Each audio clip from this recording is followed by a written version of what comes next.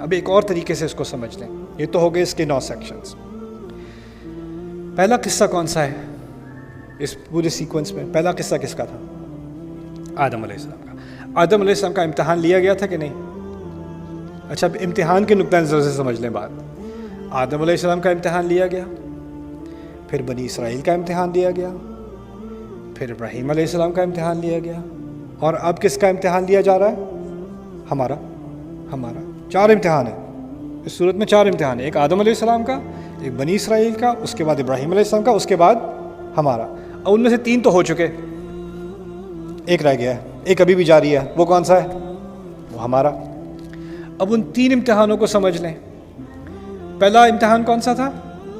آدم علیہ السلام کا. وہ ایسا امتحان ہے کہ ایک انسان نے لیا اور وہ اس امتحان میں ناکام ہوا. وہ ناکام ہوئے اس امتحان میں, شیطان نے انہیں ناکام بنایا, لیکن ناکام ہونے کے بعد بھی وہ دوبارہ کامیابی کی طرف نکلے. یخرجہم من الظلمات الی النور, اللہ اندھیروں میں سے نکال کر دوبارہ روشنی کی طرف لے آتا ہے. یعنی اگر آپ امتحان میں ناکام ہو بھی گئے ہو تو اس کا مطلب یہ نہیں کہ کہانی ختم.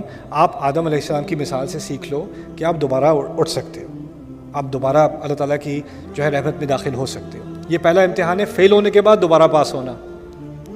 دوسرا امتحان کس کا تھا؟ بنی اسرائیل. ان کو فیل ہونے کا شوق تھا, اور فیل ہونے کے بعد جو پاس کرنے کا طریقہ دیا گیا, توبہ کر لو, واپس آ جاؤ. توبہ کا بھی کوئی ان کا خاص اہتمام نہیں ہے. تو ایسے لوگ ہیں جن کو بس یعنی امتحان دیے گئے, کئی موقع دیے گئے, ایک دفعہ نہیں کئی موقع دیے گئے کہ اپنے آپ کو سیدھا کر لو, لیکن ان کو بس فیل ہونا ہی ہونا تھا. تو یہ دوسرا سینیریو ہو گیا. ایک تو ہے کہ فیل ہو کے دوبارہ پاس ہو سکتے ہو, دوسرا ہے کہ فیل ہو کے اور مزید فیل ہوتے جاؤ, اور پھر یہ بھی کہو کہ ہم سے بڑا پاس ہونے والا کوئی نہیں.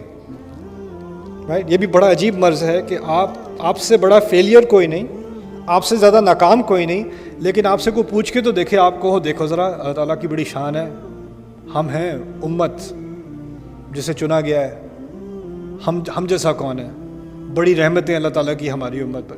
شکل دیکھیے, حرکتیں دیکھیے اپنی, کہاں سے رحمتیں ہیں. ارے جی پتہ نہیں. اب وہ پیچھے تاریخ کی بات گئی, یہ فلانے یہ ان کا بڑا ٹور تھا کہ وہ اپنی تاریخ کی مثالیں دیتے تھے کہ ہم تو ان کی قوم ہے, ہم تو موسیٰ کی قوم ہے, ہم تو فلانے کی قوم ہے. اللہ نے کہا اچھا ان کی قوم ہو, ان کے بارے میں بات کر لیتے ہیں, ان کے ساتھ کیا کرتوت کی تھی تم نے, ان کے ساتھ کیا حرکتیں. یعنی وہ اصل میں ان کو فخر تھا اپنی تاریخ پر, اور اللہ تعالیٰ نے اس تاریخ میں سے جو چیزیں وہ ذکر کرنے سے شرما